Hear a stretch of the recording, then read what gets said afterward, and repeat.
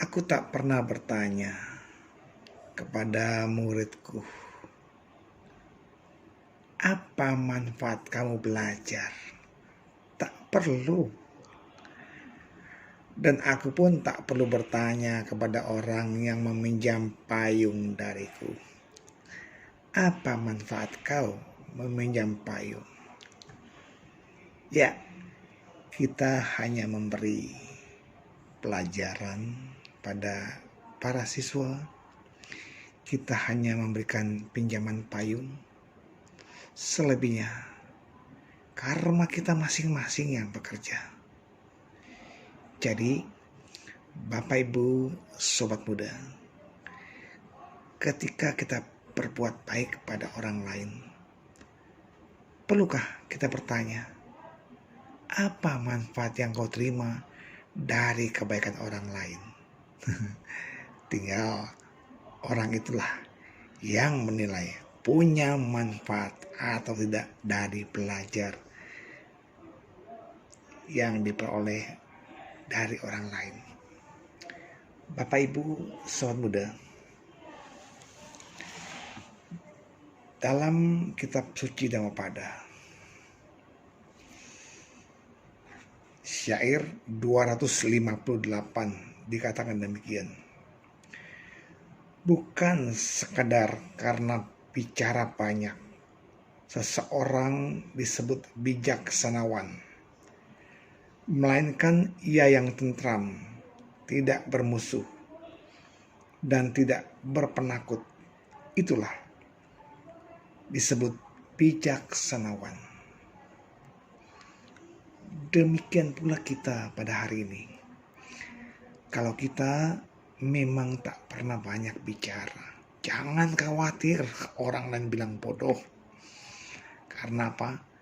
Karena ukuran bodoh atau bijaksana bukan karena banyak bicara atau tidak, tetapi bagaimana seseorang bisa memahami hidup dan kehidupan dalam arti yang sebenar-benarnya. Berbuat baik bukan untuk mendapat pujian, berdana bukan untuk mendapat kekayaan ataupun ingin terlahir di surga, tetapi kita belajar berdana, belajar bermeditasi, belajar dharma adalah untuk menambah kebijaksanaan juga. Dan itu tercermin dalam tingkah laku kita, sikap hidup kita sehari-hari, sikap hidup sehari-hari dalam menghadapi problem apapun. Ketika kita disakiti orang lain, ketika barang milik kita diambil oleh orang lain, ketika kita menghadapi cacian, makian, fitnaan orang lain, inilah saatnya kita mengukur sampai di mana ketegaran kita, kebijaksanaan kita menghadapi hal ini. Memang kita bukan orang yang harus berdiam ketika mendapat celaan, ketika mendapat hinaan, ketika dapat pemakian. Tetapi dengarkanlah ketika ada orang mencaci kita, dengarkan dengan jelas apa tuduhannya, apa fitnaannya.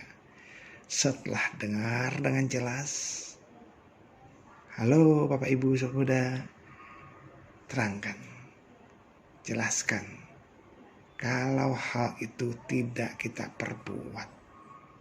Kalau memang kita perbuat, mohon maaflah atas kelalaian yang kita kerjakan.